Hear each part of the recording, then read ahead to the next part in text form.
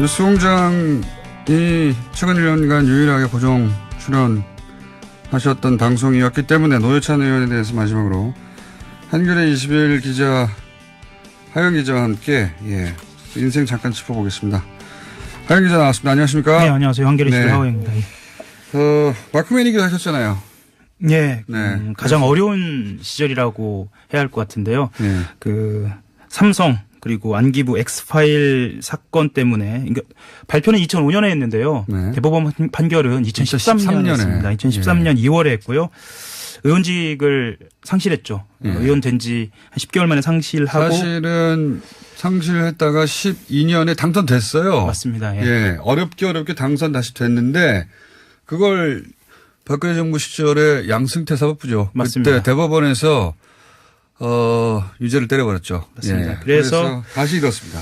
잃고 2014년 3년 4월입니다. 그 노원병에 있었던 재보궐선거하고 2014년입니다. 이게 그러니까 삼성 엑스파일과 지금 이 돈 받은 시기가 사실 묶여 있는 겁니다. 묶여 있습니다. 엑스파일 때문에 의원직을 상실했고 확정 판결 나서 당선됐는데 또다시 상실됐고 그리고 나서 2013년 14년 사실은 원외에 있을 때죠. 맞습니다.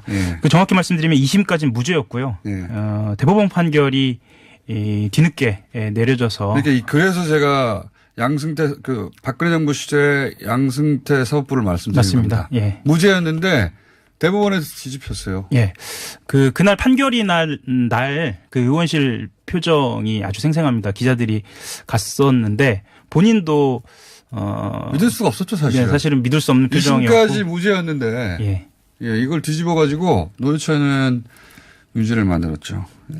그리고 2013년 4월 선거에 노원병의 아내가 출마를 했었고요. 2014년 7월입니다. 그 동작 재보궐선거에는 당시에 단일화를 했습니다. 단일화를 해서 나경원 후보와 맞붙었다가 박빙으로 돌았습니다. 박빙으로 그런 기억이 납니다. 당시 선거를 같이 취재를 했습니다. 그때 마크맨이셨죠. 이게 그러니까 엑스파일, 삼성 엑스파일로부터 시작된 일이라고 말할 수도 있습니다. 맞습니다. 실제로 2013년 그 판결이 난 이후 2016년 4월 선거까지는 너무도 힘든 시기를 보냈고요. 그 시기마저 가만 놔두지 않았어요. 그러니까 말씀하셨던 것처럼 양승태 이 대법원에서의 판결뿐만 아니라 그 기무사 사이버사 국정원 댓글 사건 여론 공작에서도 늘 노회찬 대표는 중심 소재였습니다. 그러니까 여론 공작을 하는 데 있어서 가장 핵심적인 인물로 꼽혔고요. 그 진보 정치인 중에 대중 소구를 가장 뛰어난 분이었기 때문에 항상 타겟이 됐었죠. 실제로. 진보 정치의 말하자면 아이콘이랄까요? 그 역사를 함께 하기도 했습니다. 1990년대 초반에 진보정당 추진위원회부터 시작해서 아마 기억이 가물하실 텐데 국민승리 20일. 국민승리 20일. 권영길 민주노총 위원장 대통령 선거 때 만들어진 조직이죠. 맞습니다. 이후에 민주노동당의 사무총장을 역임하기도 하고요. 이때가 제도권 정치에 본격적으로 처음 들어온 거죠? 처음 들어온 겁니다. 당시에 기억나실지 모르겠는데 선거 투표 날 김종필 당시 자민련 대표가 되느냐 그리고 노회찬 당시 비례대표 후보 8번이었습니다. 8번이 되느냐를 가지고 새벽까지 이 박빙의 선거 결과가 나오다가 결국은 노회찬 당시 이제 후보가 되고요. 김종필 자민련 대표는 정계 은퇴를 하는 상징적인 장면이죠, 사실. 그때 진보 정치의 문이 활짝 열렸다라고 해서 저도 기억이 납니다. 대대적으로 보도가 나왔었죠. 본인을 근데 이제 대중 모두에게 각인시킨 2014년 KBS TV 토론, 심야 토론이었던가요? 근데 요즘은 토론, TV 토론들, MBC 토론이든 KBS 토론이든 토론이 가진 사회적 영향력이 지금하고는 비교할 수가 없어요. 그러니까 과거하고는 비교할 수가 없어요, 참. 그때는 또 굉장히 재밌기도 했습니다. 재밌기도 했고, 말도 막 했고요. 사실 토론회 때. 지금 등장하는 논객들이 그때 막 빛을 보기 시작했습니다. 유시민 작가 포함해서. 그때 시청률도 10% 이상. 예. 지금 인기 드라마 이상의 시청률이었기 때문에. 예. 이 토론회라는 게 굉장히 인기 있었어요. 예. 그래서 당시에 이 삼겹살 판가리론 나오면서 지금 예. 들어보면 그 판가리론이 뭐 그렇게 대단한가. 예. 있을 수 있는 표현 아닌가 싶은 분들 많을 텐데 진보 정치인이 TV에 나와서 이런 식으로 말을 하는 건 처음이었거든요.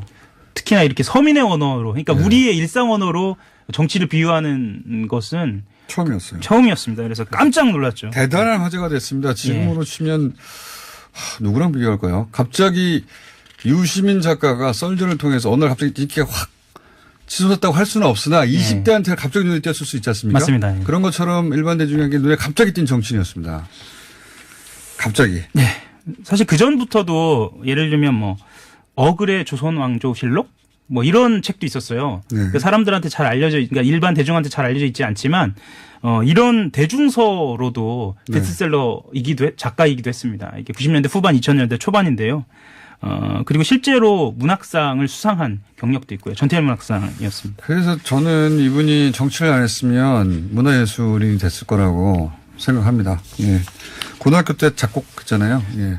본인은 음치라고 하고 예. 실제로 저도 들어봤는데 음치는 맞습니다. 예. 근데 첼로도 연주하고 피를 받아서 작곡도 하고. 예. 저 개인적으로는 노회찬 의원이 이야기했던 수많은 이야기 중에 하나 기억이 남는 건 온 국민이 악기 하나씩은 다뤄야 하는 거 아니냐. 맞습니다. 예. 그런 얘기 많이 했어요. 우리 삶이 너무 팍팍하다고. 예. 팍팍하다고 악기 하나는 다룰 정도의 여유로운 사회가 됐으면 좋겠다. 네. 돈을 많이 벌었으면 좋겠다. 이런 얘기는 안 하고 예. 그런 얘기 항상 했어요. 본인은 정작 또 그렇게 여유 있는 삶을 살지는 않았습니다. 팍팍하게 사셨죠, 사실. 예.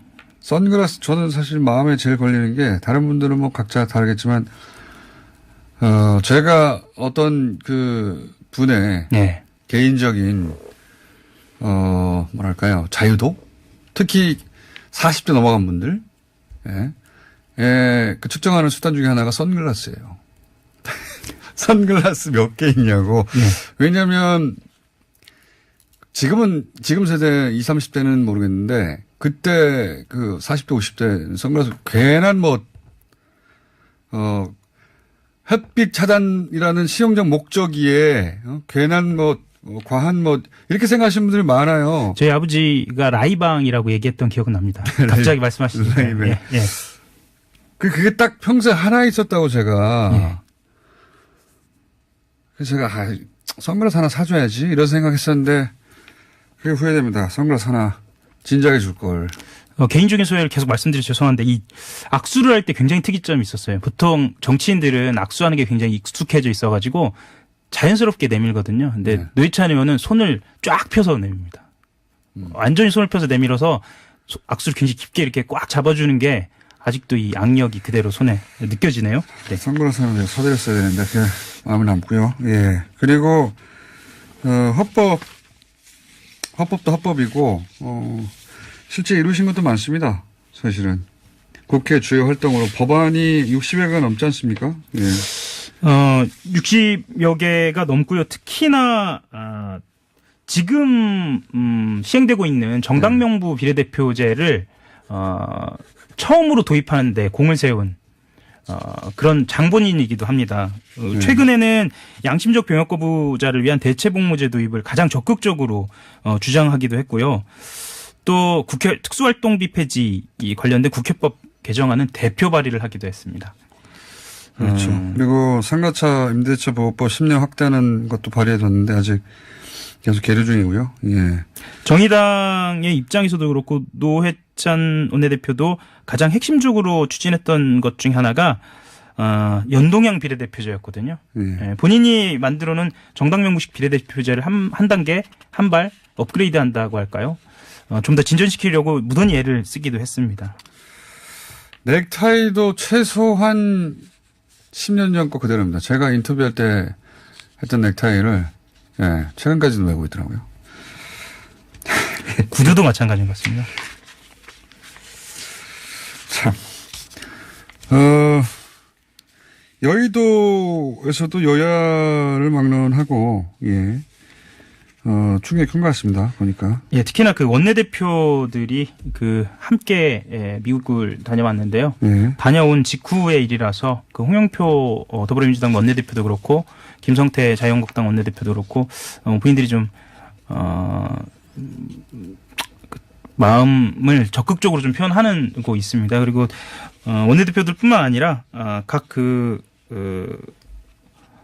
정치인들 그리고 특별히 이제 그 청와대 포함해서 모든 정치인들이 한 목소리로 진보 정치의 상징이 사라졌다, 아니 뭐 아이콘이 사라졌다라고 해서 비통한 마음을 표하고 있습니다. 저도 오늘 방송 오기 전에 세브란스 병원에 있는 예. 빈소에 다녀왔는데요.